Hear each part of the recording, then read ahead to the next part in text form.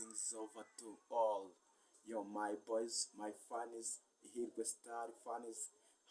Uyu munsi dufite show koko hagomba gushya. Uyu munsi nabazaniye umuhanzi w'icyamamare, se bamwe bari bazanywe ni Muhire Jason.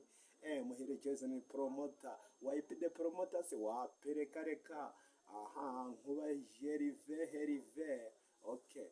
Ahangaha rero tugiye gutangira show, ndabazaniye umuhanzi w'icyamamare n'abo bantu bose mvuze baramwemera baramanika, bamwita Uwihirwe Joshua. Kuri njye ugiye kubaha show nitwa Peaceman Kimanuka.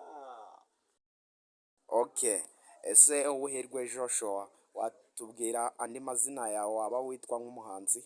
Amazina yanjye ubundi nyakuri ni Izova Joshua. Ko numvaga twikara hari gushya se? karatwika ni kamwe ku mubumbe wawe. Yes. Noneho uyu munsi tugiye kukubaza uburyo nyine uri kibamba inaha mu Rwanda. Wivuga mu Rwanda gusa, agereka na East Africa ndetse no ku mugabane w'isi hose. Kuko si my boy. None se wadukubitira agapera kugira ngo nyine turebe uruhare ufite mu nganzo yawe? Okay. Harabari nyinshi cyane tu. Rumwe ku mubumbe, rumwe ku bavuze. Yewe ndi numwe wayobeje Africa.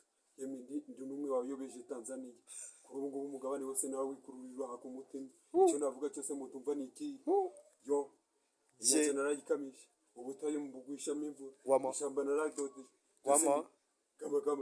Kama. Yes. Okay, my boy, my boss, my Hirwe Star fans.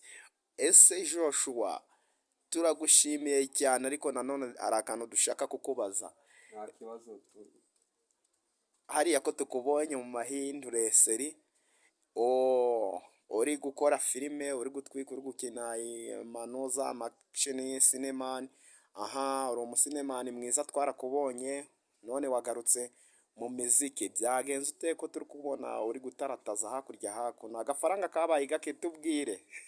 Oya, ndagutarataza byose bindi ku mutima. Icyo nakora cyose imbangamije gushimisha abafana banjye. Ndagutarataza mesi nyine byose biba bindi ku mutima. It's a good, enjoy. My Ihirwe Star fans, mukomeze kudukurikira kuri channel yitwa Ihirwe Star. Niho nge mwari kumwe nari Peaceman Kimanuka film.